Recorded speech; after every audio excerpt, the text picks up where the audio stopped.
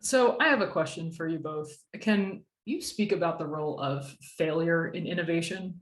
I'm sure that you two have never failed at anything you've ever attempted in your entire lives, but just in case you have, what is our gut level response to failure?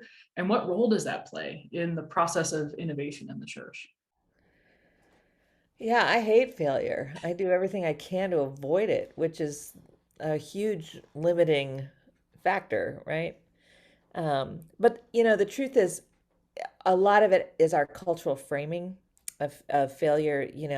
Americans are the can-do pragmatists of the world, right? So we like to overcome, and the truth is, though, you don't learn without failing, and every teacher knows that. That's why you have people take tests. You don't have failed. I'm not talking about failing a test, although that is one way you could learn, but by missing an answer, by missing the mark, by trying an experiment that doesn't work, we recognize those as pieces of a learning journey, you know, and then we have this word that we attached to it that has all this cultural baggage on top of it. Anyway, I think actually churches might have a shot at helping to redefine that, because after all, our whole theology is based on, the cross, right? The cross was a huge symbol of failure. And God overcame that, but didn't avoid that, which is an interesting way of reframing things. And that is a huge gift that we could give to our pressure driven kids for sure, who are very much afraid of failure and are in all kinds of therapy as a result. And I also think that it makes them pretty averse to trying out new things. Even as much as they want to innovate, trying new things is really scary for them. Yeah, I found at some point along the way, I don't know if you remember those old motivational posters they used to have. They'd have some word like Yeah. success and the things below them are teamwork. And With at some like point, balloons or a yeah, cat yeah, yeah, hanging off right. a Yeah, Yeah. At tree. some point I found one that was called demotivational posters, and one of them said yeah. failures. And it said it could be that the purpose of your life is simply to serve as a warning to others. So, so to a little bit of Kenda's point, right? Like, hey, we do follow this core story in which what would otherwise be regarded as a failure is triumphant in this incredible defeat. Like, and I think as American Christians, we struggle to remember that core element of our story. It's like we refuse to accept that as a core element of our story, and that is a huge core spiritual problem at the heart of America. I'm a proud American, but it is a big problem at the heart of American Christianity.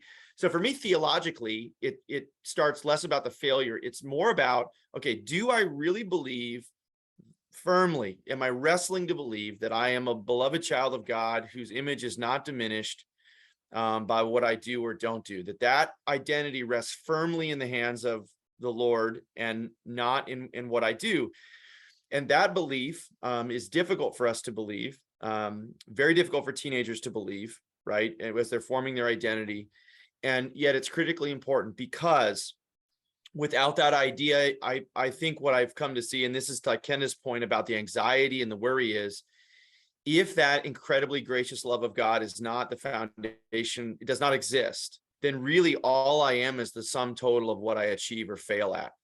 So every failure and setback is therefore an existential crisis.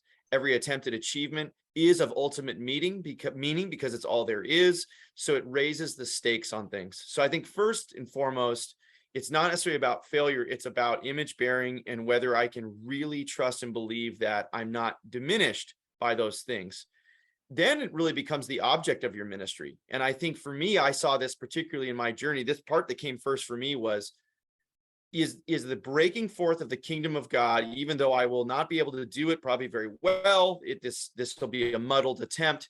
Is it worthy of the effort and the sacrifice and the gamble to pull it off? And for me, the gospel and the idea of the kingdom breaking in is so worthwhile that I would be willing to try something that the wheels would come off on, even catastrophically, for the sake of the glory of God. And I think that's a very different mentality than, say, the preservation of a youth ministry or the preservation of an institution.